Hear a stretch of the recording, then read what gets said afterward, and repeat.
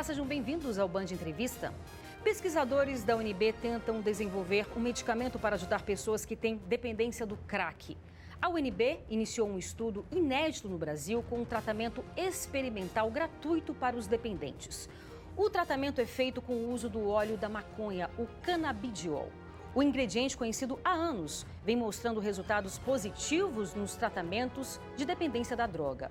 O medicamento usado na pesquisa atende às exigências da Anvisa, que determina que a concentração máxima de THC permitida para a comercialização livre seja de 0,3%.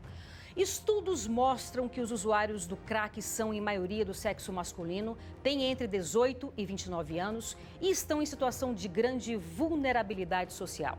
Um dos principais objetivos e desafios é sensibilizar essas pessoas e fazer com que elas procurem ajuda. E para conversar sobre esse assunto tão importante para todos nós convidamos a professora da UNB responsável pela pesquisa, doutora Andréia Galassi. Andréia, muito obrigada pela sua participação aqui no Band Entrevista. Obrigada a você, Renata, pelo convite. Obrigada a Band por trazer esse assunto para o debate que é tão importante. Importante para todos nós, né? Não só para as pessoas que estão passando, pelas famílias que estão passando por esse problema tão sério, mas para a sociedade como um todo. Queria começar perguntando como é que é esse tratamento. Bom, a gente divide as pessoas dependentes de crack que chegam para a nossa pesquisa, que são voluntários, né? Em dois grupos, né? Então, um grupo vai receber o óleo de canabidiol e o outro grupo vai receber os medicamentos que são utilizados no SUS, os medicamentos convencionais. Um antidepressivo, um estabilizador de humor e um ansiolítico. Tá. Aí a gente vai acompanhar esses pacientes por 11 semanas e esses pacientes não sabem em que grupo eles estão, né? Eu costumo dizer que é como os testes que foram feitos para vacina, né? Bacana. Então, um grupo, então essas pessoas não sabem o que estão tomando e após 11 semanas de tratamento, a gente revela para elas em que grupo elas estiveram. Então, o que a gente avalia ao longo dessas 11 semanas? Essas pessoas devem ir semanalmente na UNB Ceilândia para participar do atendimento terapêutico, psicossocial e receber o kit de medicamentos por uma semana.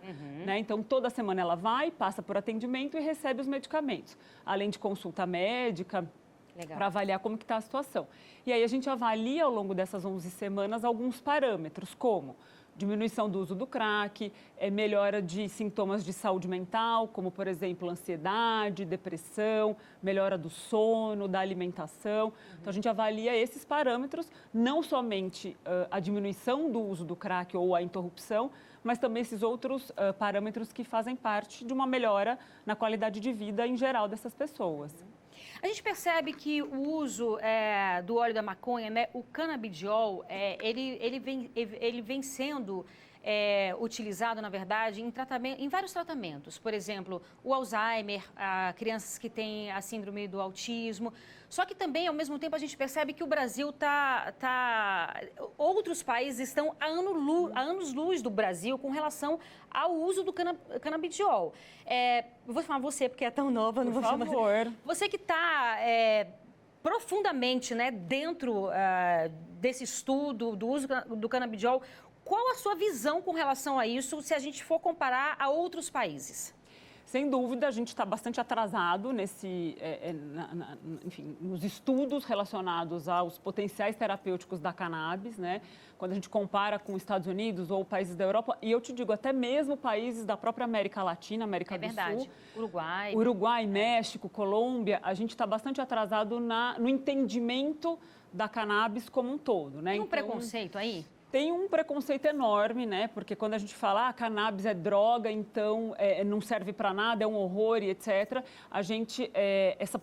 o fato da substância ser proibida interditou, como a gente diz, o debate e não possibilitou com que a gente pudesse investigar os potenciais terapêuticos que, por muitos anos, isso já foi identificado. Verdade. Então, quando você pega na história, você vê que povos já utilizavam, né, as folhas da cannabis para uma série de benefícios terapêuticos que hoje a gente utiliza. Então, parece uma coisa meio... Você fala assim, a gente está fazendo uma coisa que os nossos povos ancestrais já faziam. Sim. Né? Então, tem sim um preconceito relacionado a esse debate, tem uma dificuldade de entendimento de que a cannabis tem sim, é indiscutível as propriedades terapêuticas dela, só que o fato da gente ainda tê-la legalmente como uma substância ilegal, ou seja, a nossa legislação a coloca como ilegal, a gente tem muita dificuldade para poder fazer investigações científicas sobre esses potenciais terapêuticos. E quanto tempo que esse estudo está em andamento? A gente começou em 2019, então assim, é importante dizer que foi o primeiro estudo que a Anvisa autorizou para importar no Brasil, o canabidiol no Brasil. Então, assim, a própria Anvisa teve que se dedicar, se debruçar sobre a matéria para poder autorizar. Então, assim, levou bastante tempo. Eu fiquei 2 anos nessa discussão, eles foram abertos e tal, mas teve um longo período de análise até que ela aprovasse para fins de pesquisa essa importação. Então, o estudo está desde 2019,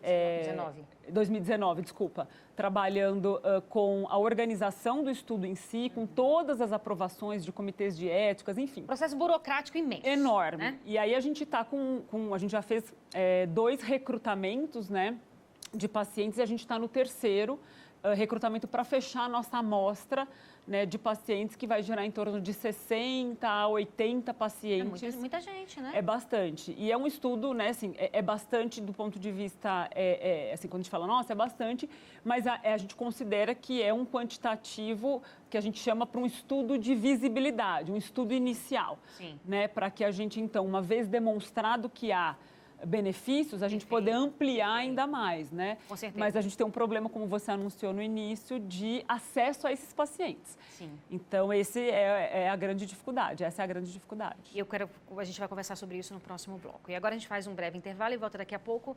Não sai daí, a gente te espera.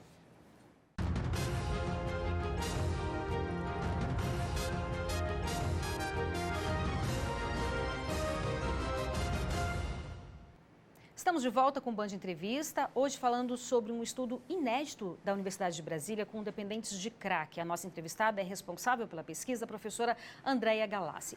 Professora, nós falávamos aqui sobre a dificuldade de você adentrar no universo dessa pessoa, né, que por inúmeros fatores se deixou levar pela dependência do crack.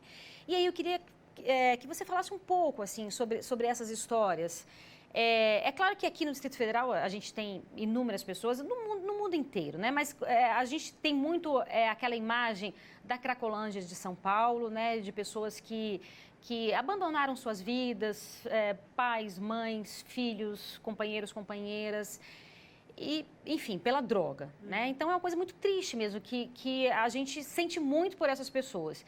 E eu queria que você falasse um pouco sobre essa experiência com essas pessoas. É um pouco esse retrato, né, Renata? A gente tem esse perfil, né? São pessoas que estão numa situação de vulnerabilidade bastante importante. E é legal também destacar o seguinte, que são pessoas que têm um histórico de falta de acesso a recursos, a direitos fundamentais. Né? Então, quando você pega o perfil das pessoas que são dependentes de crack, são pessoas que não têm escolaridade completa, são pessoas que têm uma condição socioeconômica bastante desfavorecida, não têm acesso a moradia regular, moradia decente, a trabalho, enfim. Então, são pessoas que estão já imersas num contexto de vulnerabilidade bastante importante. E aí, o uso da substância, a gente nunca consegue dizer se ela vem depois, em decorrência disso, ou se o uso é que gera esse tipo de consequência. Mas, enfim, são pessoas muito vulnerabilizadas. E o fato delas estarem nessa situação de falta de acesso a direitos, a gente tem muita dificuldade para poder acessá-las, para poder fazer com que elas compareçam ao tratamento, que sejam sensibilizadas. Tamanha é a sua dificuldade de, vamos dizer assim, de sustentar a própria vida, a própria existência, entende? Então, enfim, acho que a nossa proposta de tratamento tem por objetivo justamente sensibilizar essas pessoas para iniciar o tratamento, interromper o uso ou ao menos diminuir e perceber os benefícios que elas têm. E aí, por consequência, conseguir retomar a sua vida, quer dizer, tentar buscar um trabalho, voltar a estudar, enfim. Então, a gente acredita muito no potencial da pesquisa, do medicamento, de todas as intervenções que a gente faz para sensibilizar essas pessoas também para a retomada das suas vidas. É muito importante o que você falou também, assim, porque nenhum familiar, por mais que ame, pode obrigar ninguém a dar o passo inicial. Né? A gente gostaria muito, né?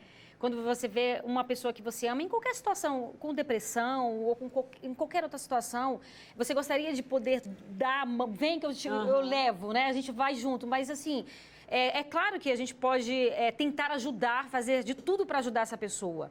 E isso entra em vários aspectos. Quem está com pensamentos suicidas, quem está passando por depressão, quem está fazendo uso de drogas. Mas a pessoa precisa querer, né? Exato. Acho que você tocou num ponto fundamental. A gente costuma dizer que a gente não consegue desejar pelo outro, né? Desejo é uma coisa muito particular. O que a gente faz é um trabalho de sensibilização, de modo que ela perceba os prejuízos que ela tem por conta do uso e que ela observe os benefícios que ela terá se ela diminuir o uso, se ela interromper o uso. Então, esse é um trabalho. Quer dizer, como você disse, o que a gente faz é sensibilizar, é demonstrar, é empoderar essa pessoa no sentido de perceber que, embora ela tenha um quadro de dependência, ela tem uma série de outras qualidades e potencialidades que ela precisa trabalhar, né? Então, porque quando a gente faz um trabalho com dependente, fica muito no imaginário das pessoas que a gente tem que mostrar para ela o quanto a droga é ruim, o quanto está ruim a vida dela, mas o exercício é um pouco ao contrário. Por quê? Porque o que está ruim, ela já sabe que está ruim. É verdade. O nosso trabalho se ela não percebeu, um dia ela vai ter que perceber, né? Assim. É demonstrar para ela o que ela tem de potencialidade e como ela pode avançar na vida. A gente tem um telefone, eu vou pedir para a Lil deixar aí esse telefone, que é o telefone das pessoas que querem participar, né, do projeto. As portas estão abertas, né? Por favor. Que é o 999-7060. Isso. É isso? Então, exato. Na medida que você puder, tá, Lilzinha, você deixa aí para as pessoas que quiserem entrar em contato, enfim, participar. É possível perceber a pessoa que tem a dependência do crack, é uma dependência diferente das demais drogas? O crack é uma substância que, por conta, né? O crack, ele é a cocaína fumada, né? Então, a gente fala de cocaína, o pó branco, né? Enfim, ele sofre um mecanismo químico ali de dissolução numa base, enfim, de solvente e vira uma pedra. Mas é cocaína, quer dizer, então, do ponto de vista do que tem, qual que é o princípio ativo, é a cocaína, né? Desculpa te interromper. Pode falar. Perdão, até tirar do seu raciocínio. Mas ele é mais barato? É uma droga mais barata? Exato, porque ela é vamos dizer assim, o refúgio da cocaína, exato. Tá. E aí ela é mais barata. Né? Então, por que ela é tão... tem tem a imagem, e é fato, quer dizer, que ela provoca a dependência de uma maneira mais rápida até? Rápida do que as outras, por algumas razões. Primeiro, porque ela é fumada. Então, qualquer substância, qualquer droga que é fumada, a gente pode pensar no cigarro. Sim. Por que é tão difícil as pessoas pararem de fumar?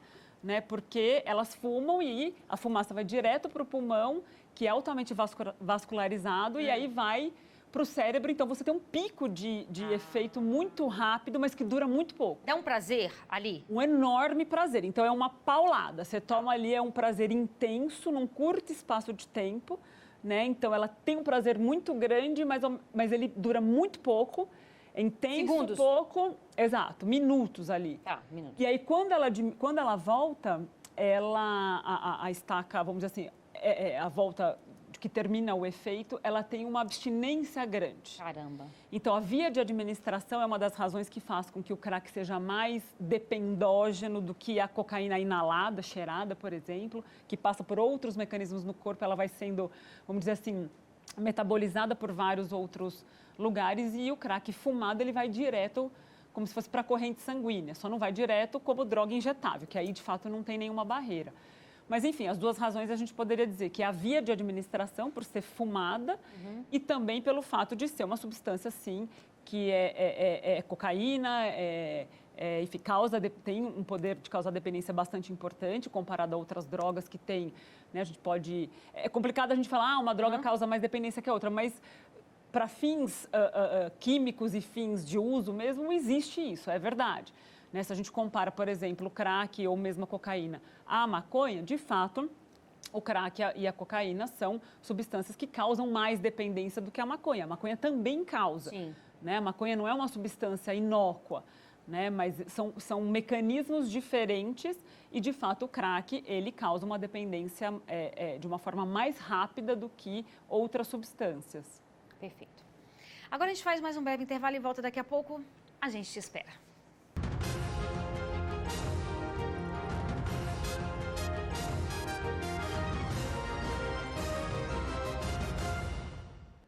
Estamos de volta com o Band Entrevista, hoje falando sobre um estudo inédito da Universidade de Brasília com dependentes de crack. A nossa entrevistada é a responsável pela pesquisa, a professora Andréia Galassi.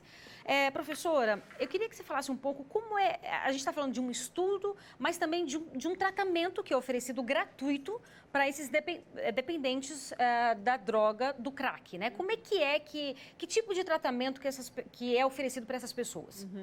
Sim, é um estudo, né? Acho que é bem importante você falar isso, Renata, porque é um estudo, mas essas pessoas são tratadas, quer dizer, então não tem nenhum grupo de pacientes que vai receber só placebo, ou seja, medicamentos que não têm princípio ativo, né? Pílula de farinha, como eu falo.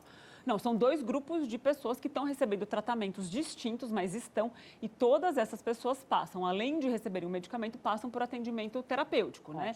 Com a nossa equipe. Então, essas pessoas vão, semanalmente, passam por esses dois atendimentos, desde a entrega dos medicamentos e a orientação de como tomá-los, até a intervenção terapêutica em si. Então, isso é bem importante de destacar. Por quê? Porque não é apenas, é um estudo, eu vou ser uma cobaia e tal. Não, de forma alguma, é um tratamento.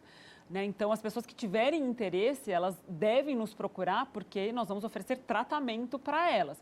O que nós vamos observar no final é ver qual tratamento foi melhor do que o outro. É esse o grande objetivo. E a nossa expectativa é que o grupo que receba o canabidiol tenha melhores resultados do que os medicamentos convencionais. Só lembrando que o telefone é o 9996-7060 para quem quiser participar tanto do estudo e, como foi muito bem explicado aqui, para o tratamento. Isso. Né? As pessoas que perceberem que tem essa dependência e querem, não quero mais, né? Preciso de ajuda, enfim.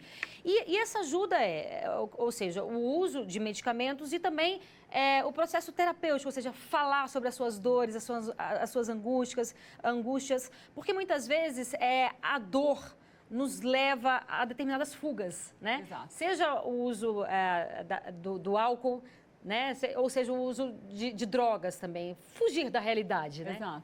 Exato.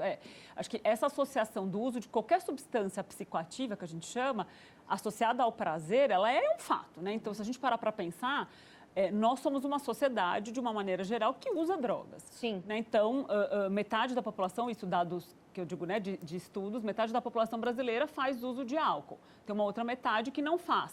Né? Mas você pensa, poxa, metade da população brasileira faz uso de álcool? Sim, metade faz, e é uma pequena parcela, em torno de 9% a 12%, que tem problema com álcool, ou seja, que tem dependência. Então, o uso de substância tem um princípio básico, que é obter prazer. Então, as pessoas usam drogas para ter prazer. O grande problema é quando essas pessoas não conseguem mais controlar a sua relação com aquela substância. E aí o prazer, ele acaba tendo outras consequências. Quer dizer, ela ainda continua tendo prazer ao usar a substância, mas esse prazer é uma coisa que ela não consegue mais controlar. Aí ela vai ter vários problemas associados a isso.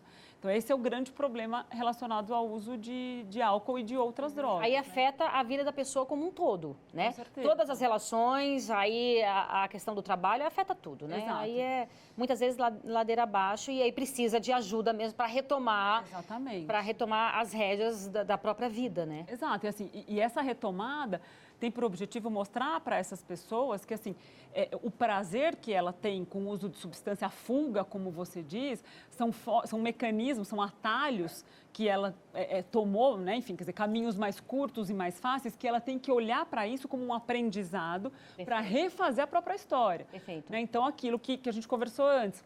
As pessoas vão para o tratamento, a gente tem um grande objetivo para a gente fazer com elas, é que elas enxerguem, né, o tratamento como uma oportunidade de olhar as suas potencialidades, o que você faz de bom, como que você pode reescrever a própria história, né, sem precisar do uso de substância, né? Porque muitas vezes ela sozinha não consegue enxergar isso, né? Ela está num processo de dor e de luto ali, no fundo do poço mesmo, Exatamente, como a gente fala, exatamente. que ela não consegue enxergar a luz, então, e sempre há saída, sempre há solução, e a Universidade de Brasília, que é reconhecida no mundo inteiro, está aí oferecendo ajuda, dando a mão para que a pessoa possa, né, sair com todas as possibilidades aí. É fenomenal esse projeto, por isso que eu fiz questão de te trazer aqui para a gente conversar sobre isso. E assim, quem é pai e mãe sempre tem aquela dúvida na cabeça, meu Deus, o que eu faço para que meus filhos, né, não adentrem nesse universo tão cruel. E o que fazer? É claro que é uma pergunta de $1 milhão, né? Mas o que a gente pode, quais os mecanismos que a gente pode tentar pegar aí para tentar proteger os nossos filhos e as pessoas que a gente ama. Pra não entrar Então, essa é uma questão bem legal, bem importante para discutir. E a gente, de uma maneira bem simples e didática, a gente discute que a melhor forma da gente prevenir com que os jovens se relacionam com álcool ou com outras drogas é a gente fazer ele ter um ambiente saudável de vida. Então, o que é um ambiente saudável? Que ele tenha uma relação com os pais, com os familiares, uma relação saudável, uma relação com os pares, ou seja, com os outros adolescentes também saudável, que ele tenha oportunidades de exercitar as suas potencialidades, o seu protagonismo juvenil, como a gente fala, que ele tenha oportunidade de estudo, que ele tenha oportunidade de consumir atividades de lazer, atividades que são prazerosas. Quer dizer, então, quando você constrói um contexto saudável, e veja, isso que eu estou dizendo não está associado a você ter recurso financeiro, de forma alguma. Né? Por isso que a gente convoca e critica tanto e pede tanto por política pública que forneça essas possibilidades para esses jovens. O Estado obrigatoriamente Exato, tem porque se você oferece, você diminui a possibilidade desse jovem estar numa condição em que ele não tem escola, em que ele não tem atividade cultural, atividade de lazer, ele fica completamente à margem. Exato, à margem, e aí são esses os fatores que têm uma relação direta com o uso de drogas. Então, favorecer um contexto saudável é diminuir a possibilidade com que esse jovem se relacione com as substâncias. Sim, perfeito. E assim, a gente está falando do Estado oferecer o mínimo, né? Isso. E que é obrigação, né? Uma escola, o mínimo de cultura, o mínimo de lazer. Os direitos fundamentais, como a gente fala. Então, assim, são os mínimos. Exato. Então, é um pouco nessa perspectiva que a gente trabalha. E aí, por outro lado, o que é fator de risco? É justamente quando você tem relações com familiares ali bastante ruins, agressividade no contexto familiar, enfim, o próprio uso de álcool e de outras drogas no contexto familiar por pais, por, enfim, tios, etc. Enfim, então, esse contexto desfavorável são fatores que colocam em risco crianças e jovens para o uso de substâncias. Perfeito. Pena que o nosso tempo acabou, mas eu agradeço demais sua participação aqui. As portas estão abertas, a gente vai conversar ainda sobre esse assunto que, como eu disse, é importante para toda a sociedade. Parabéns pelo seu trabalho. Obrigada, Renata. Obrigada à equipe da Band. O nosso estudo está de portas abertas aí para receber. Podem telefonar, mandar mensagem para o telefone, tá bom? Obrigada. Bacana. Repetindo, 999967060. Isso. O Band Entrevista fica por aqui. Muito obrigada pela sua companhia. Se vacine, use máscara, se cuide. Até sábado. Tchau, tchau.